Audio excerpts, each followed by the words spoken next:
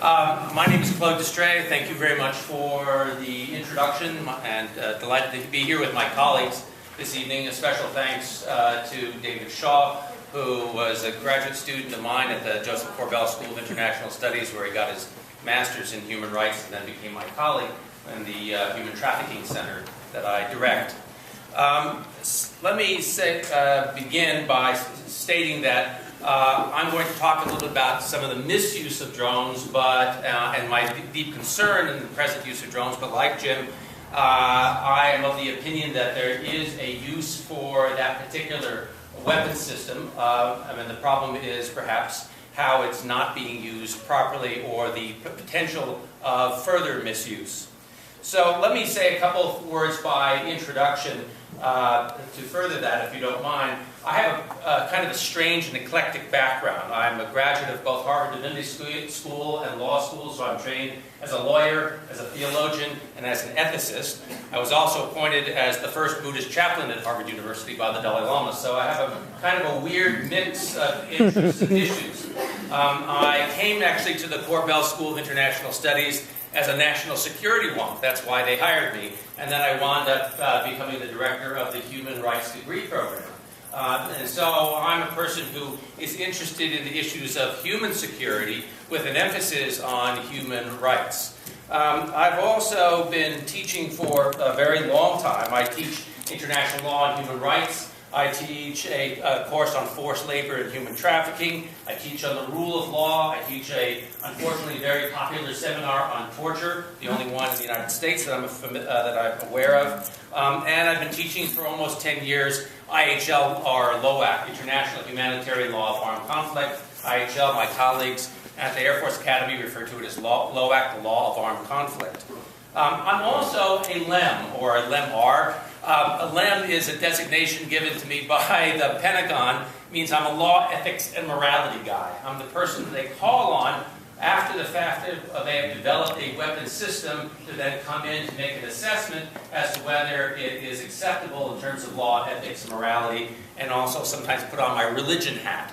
I was at a war games meeting in Annapolis last spring, and one of the conclusions, which I thought was good because we had a very large and wide range of people who were coming from the Pentagon, from the private sector. We had a lot of midshipmen from Annapolis who were there, not just observers, but also participating, was the conclusion that we ought to bring in the LEMs early in the stages of developing a weapon, rather than developing the weapon and then having a discussion after the fact about the issue. One of the weapons that I had dealt with some years ago that finally was developed and then was put to rest was an energy weapon, basically a microwave. You might be familiar with it.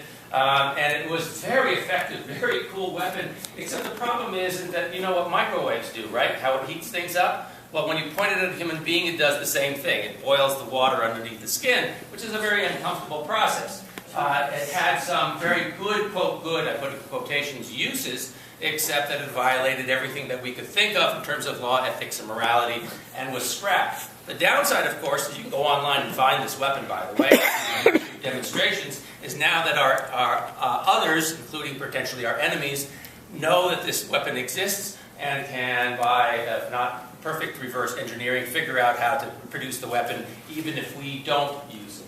So one of my calls in our conversation was to bring in the questions of law, ethics, and morality very early, as we used to joke when we're sitting at the, in the pub, drawing out the possible weapon system on the napkin. That's where you need to have the LEMs, rather than waiting at the end piece of the whole thing.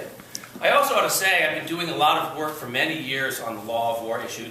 My wife, Tamara Pearson Destray, is the Henry Luce Professor of Conflict Resolution at the Corbell School, and she does intractable interethnic conflict.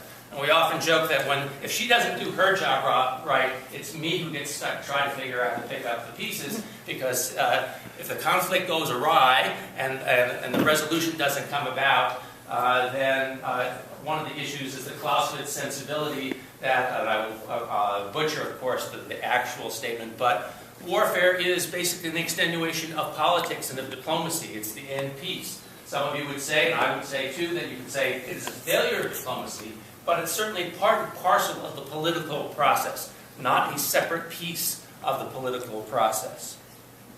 Before coming back to Colorado, I was also at the U.S. Attorney's Office in Washington, D.C. as a federal prosecutor. And so I come to Colorado, to Cornell, to the University of Denver with a kind of a mixed baggage of background and interests looking at these issues. When I think about IHL, I am reminded that it's actually the oldest form of modern human rights law. We now have something called international human rights, but the compilation that we put together finally in the form, the modern day form of the Geneva Conventions, the 1977 protocols, and the variety of conventions and treaties that deal with biological weapons or chemical weapons or anti-personnel mines, landmines, and those kinds of issues, are actually the core, the origins of what we think of modern human rights law. Now, IHL is now thought of as a subset of that larger scheme, but it is, quite frankly, it's astounding the amount of literature that has been produced over the centuries, and certainly since the 1940s, that govern this interesting issue. Because now we're dealing with a whole set of rules in the just war theory, which is I'm a student of, and we're looking at the second part of it, the jus in bello, which is to say the rules that govern warfare. We're interesting as human beings, which is to say at the point when we've thrown out all the rules, when we are acting at our worst, when we are being barbaric with each other and slaughtering each other, we still insist that there have to be rules that govern even that behavior. I actually think that's a good thing, folks. It is the light at the end of the tunnel, perhaps. It is a spark and a reminder of our humanity that even in this worst of behavior, there are rules that govern, right? And I take some hope in that process. It's not true that there are no rules in love and war. There are, right? And it is important that we become aware of them, that you become aware of them. And what happens in the Geneva Conventions, in the beginnings of the Geneva Conventions, one of the first things it tells us is that having been signed and ratified and agreed upon by any country, it's our job to inform not just the military, not just the cadets, not just our flag officers and our senior officers, but the entire public, the civilian public. So it should not be possible when a President of the United States stands up and says about a particular armed conflict, the Geneva Conventions do not apply, and everybody out there goes, oh, he must be right, he knows, he's the commander-in-chief. And it shouldn't be just a handful of us who go, hold on, wait a minute, we know better, right? Because you all are supposed to know the Geneva Conventions just as well as some of us up here should know the Geneva Conventions and what are the rules of warfare. By the way, that is your responsibility, not just my responsibility, not just the responsibility of the military to know those. Secondly, I have to say that it is my opinion, and after years of working with the military, that my military colleagues seem to be far more familiar with their constitutional duties and an understanding of IHL than anybody who seems to have been occupying the White House in the last several administrations. That's problematic, right? Because when you're in uniform, you can argue all the way up to the point to New York, right? And at that point, there's no more arguments, right? And I can tell you that my colleagues in the military, senior officers, have had lots of disagreements and arguments up to a point. When William Taft III was the senior legal advisor in the State Department, he wrote copious memos arguing with Mr. Cheney, especially Mr. Cheney and Mr. Bush, and then in recent years, Mr. Koch advising Mr. Obama, because quite frankly, it's Mr. Obama who's used drones far more than Mr. Bush ever got around to. They've been advising for a long time about the fact that we ought to be following the Geneva Conventions, and unlike what Mr. Yu might have said, they are not quaint, right? They are applicable to this day, right? We have to sometimes think creatively and update them and how we apply them, but they are still as applicable today as they were 10 years ago, 20 years ago, or 40 years ago, right? But if the White House ignores the advice of the senior JAG Corps in the Pentagon, the U.S. Army, or the senior legal advisor in the State Department, it has not become the fault of the military in how they decide to use a piece of weaponry, if they are directed to do so. Okay. So drones, or as you know them as drones, I know them again as RPAs or UAVs, are part of a much larger weapons systems issues that you ought to also be thinking about. I know because of the organization that put this together, you're interested in this particular topic. But I encourage you to think not just about drones, because drones are part of a series of new weapon systems that are out there. Drones fall under the concept of robotics, and they run basically anywhere from nanotechnology all the way up to battlefield robots and what you think of as drones in terms of aerial reconnaissance or as fully weaponized systems. But there's also cyber warfare, which you've heard about, and our response or our inability to respond, or how do we respond to that.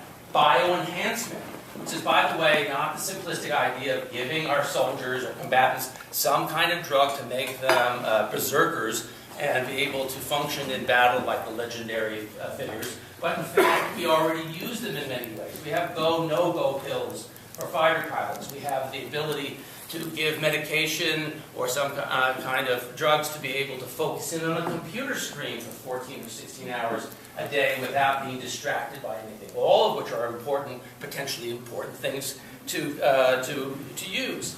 Energy weapons that I mentioned before. Or my favorite, because it sounds very cool in terms of the positive benefits, 3D printers as a weapon system, something that I'm looking at and found out from Jim when we first talked to each other that he is working on as well, where we can drop in a 3D printer with all the proper software, and the people can print out parts, they can print out medicines, they can potentially someday, pretty soon, print out food as well as organs, but also significant weapons systems. You and I can go online, get a 3D printer from Radio Shack, and you can make a gun, a workable gun. Right? It doesn't look very cool, it's not sophisticated, but trust me, it's lethal, right?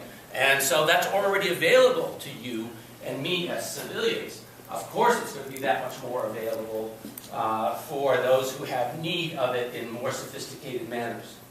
So, drones have been used, especially unmanned reconnaissance drones have been used as far back. I guess we all have our wars. Many of you, I think, share a war with me, Vietnam, and they were used extensively in Vietnam, and they were known as Ryan Firebees. But it was actually the Israelis who had much more advanced models, and in the 1980s began to sell them to the Pentagon for us to be able to use. They really came into their own post 9/11, right, with President Bush. But it is with the administration, clearly of President Obama, however, that drones really came into their own. Obama has, as I said before, used many times the number of drones and drones attacks than President Bush ever used.